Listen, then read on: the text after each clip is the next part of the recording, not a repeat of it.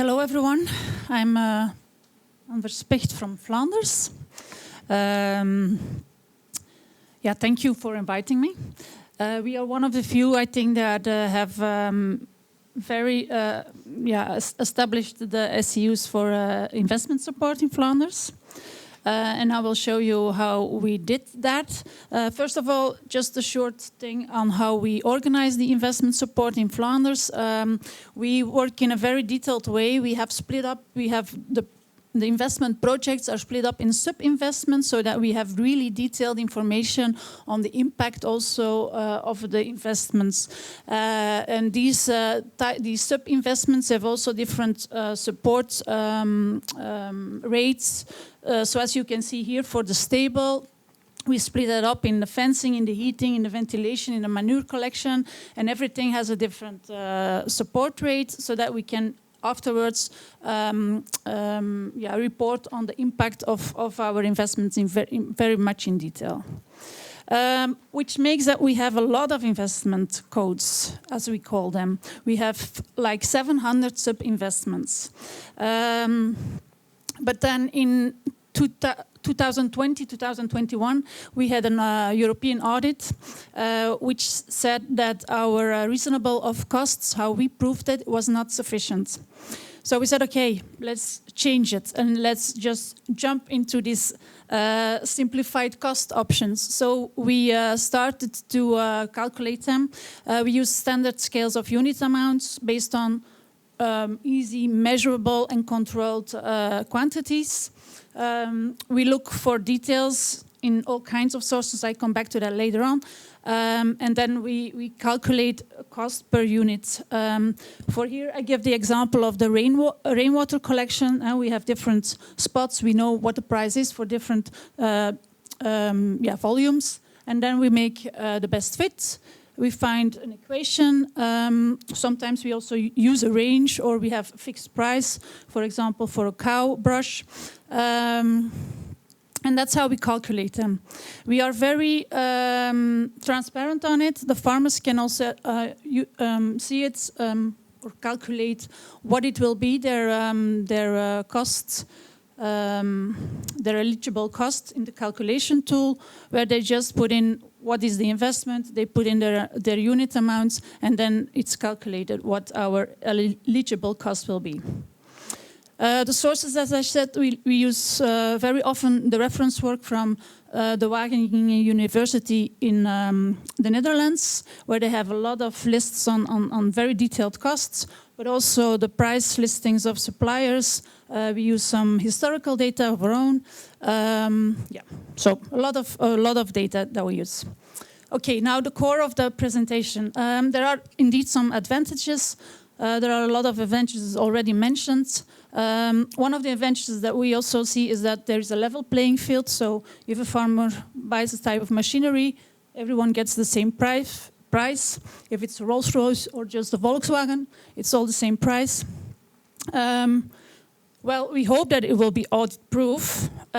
We try to document and calculate and note our steps as good as we can. But if you have 700 codes, the calculation method for each code can be different. As I said, you have the best fit, so sometimes it's just a range that we use. So that's very difficult. We have an overall method, of course, that's described, but for every each of the codes, we have details, of course, but we don't have a full document described for each of the costs. So the main advantage is, of course, the administration for the farmer, and also for the administration for the farmer. They don't need to put up 3 quotations. They don't need to split up afterwards the invoices, because we use with this very detailed investment cost and the sub-investments. They had to split up like their invoices as well, and they have the free choice of provider. They are not need to take the cheapest. The workload for the administration, again, we see that the processing time indeed decreased for the part until the application till the paying. Yeah, you know what I mean.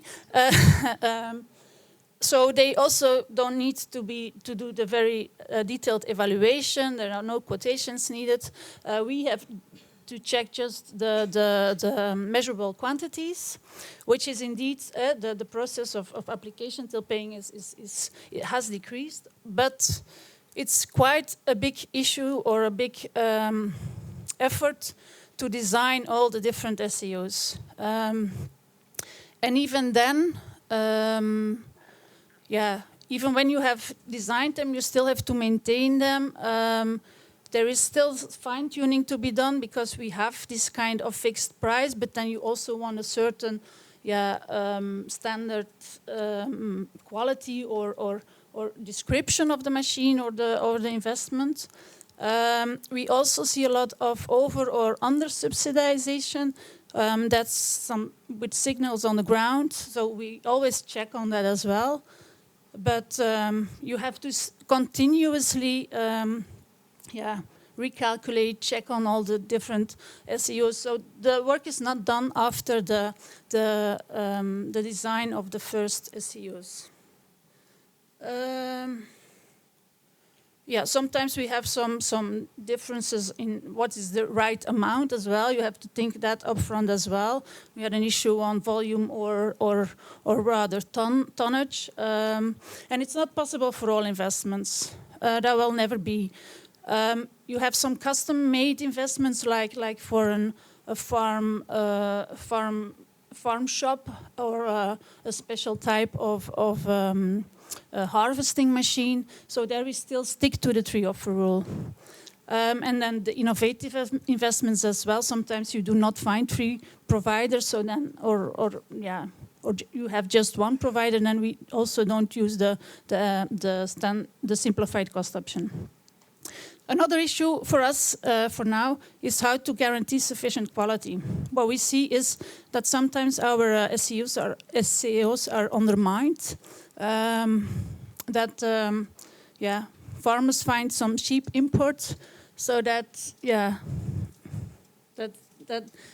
forces us to lower our SCOs, and that's like